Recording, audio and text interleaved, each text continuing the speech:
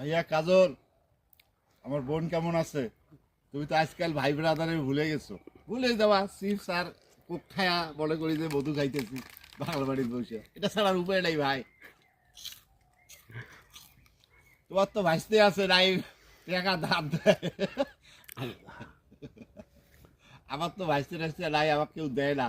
তাই আমি Coke Coke Coke খাই একটু। আমারটা খেয়াল আইছে। ও, তোমার আমারটা খেয়াল আইছে। দেখছেন কাজল ভাই কি অবস্থা?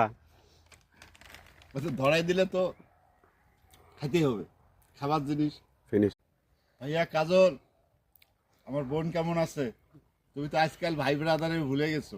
ভুলে যাওয়া চিপস আর কোক খায়া মনে করি যে মধু খাইতেছি বাংলা বাড়ির বসে। এটা ছাড়ার উপায় নাই ভাই।